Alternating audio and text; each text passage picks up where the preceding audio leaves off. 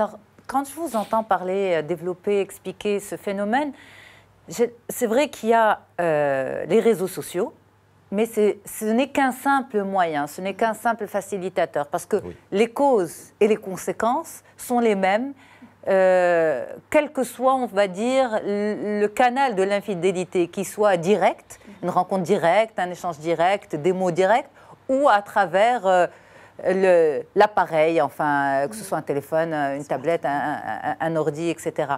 Donc, en fait, les réseaux sociaux ne font que rapprocher l'infidélité, la facilité et créer cette zone grise, en fait, entre soi et l'acte de tromper, peut-être. Camélia. Oui, alors vous l'avez très bien dit, nous avons un écosystème numérique qui a extrêmement évolué, donc nous sommes de plus en plus connectés, nous avons des smartphones, tablettes au sein même de notre chambre à coucher, donc oui, ça rapproche. En fait, ce qu'il faut savoir, c'est que les réseaux sociaux et les différentes applications, à bien des égards, sont quand même positifs, parce qu'ils vont rapprocher géographiquement certaines personnes, et nous avons d'autres moyens de communiquer, d'autres moyens de s'informer, et aussi d'autres moyens de se rencontrer. Donc, il y a presque 3 milliards de personnes qui sont connectées, dont 2 milliards qui sont quand même actifs. Ce sont les dernières études de l'INSEE sur le sujet. Donc autant d'occasions de pouvoir rencontrer quelqu'un. Maintenant, ce qu'il faut savoir, c'est que ces applications ou ces réseaux sociaux n'ont pas inventé l'infidélité. L'infidélité a toujours existé.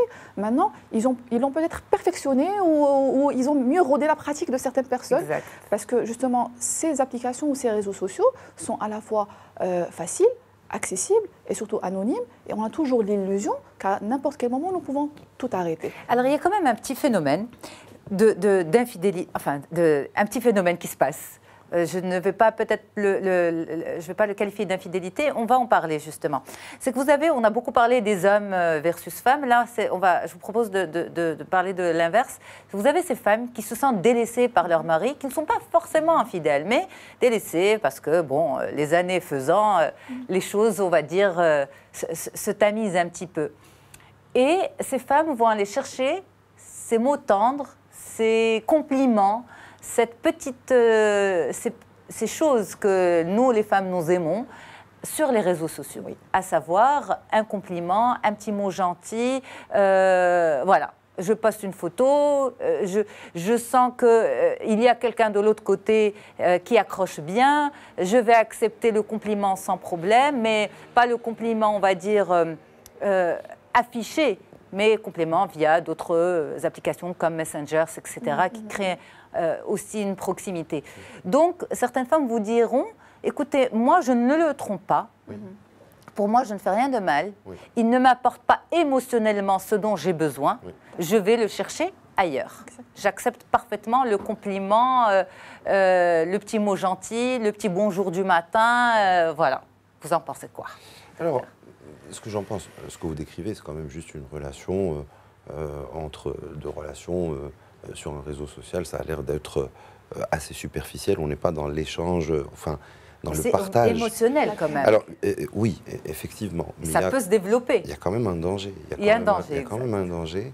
Et c'est pour ça que, si vous permettez, je veux juste revenir sur ce que vous avez dit tout à l'heure. Vous avez dit finalement les dangers d'une infidélité, ou je ne sais pas comment on peut l'appeler, virtuelle, c'est comme une infidélité réelle.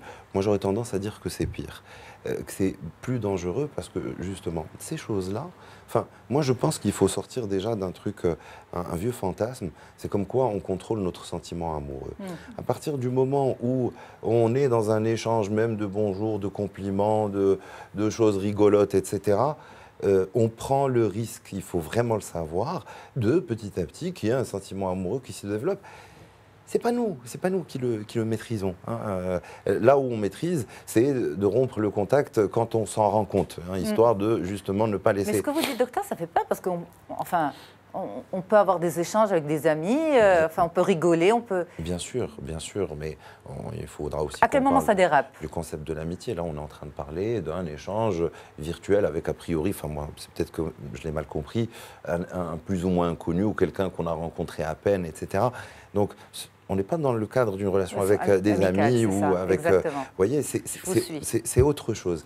Et le plus souvent, le vrai problème, quand vous donnez ce profil de dame qui en manque de quelque chose, voilà, Ouais. elle a besoin de petits compliments, de petites C'est paroles. ça. C'est Et son point, c'est le point faible Voilà. des femmes. C'est un point. C'est classique. C'est Voilà, classique. c'est un exact. point faible. Il ne faut pas oublier que derrière, on est dans un monde virtuel, comme je le soulignais tout à l'heure, on peut nous faire croire ce qu'on veut. Et malheureusement, si vous voulez, j'ai vu beaucoup d'histoires où il y a eu des histoires un petit peu sentimentales, virtuelles, avec une personne qu'on croyait être X ou Y ou Z. Et puis, il y a eu un retentissement familial, etc., assez intense, etc. Et au final, de toutes les façons, tout le monde perd. Il n'y a rien eu. C'est-à-dire que ça n'était que...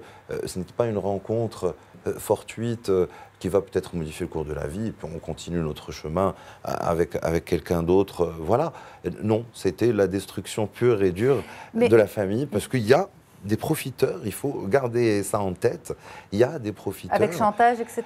Non, alors ça, c'est les cas extrêmes, Extrême. mais il y a les profiteurs qui ont besoin juste d'avoir leur cours, de savoir que les personnes tiennent à lui, parce que c'est souvent un homme, etc. Et ça met beaucoup les gens, ça met beaucoup ces dames-là, avec ce point faible, comme Faible-là. vous dites, en défaut.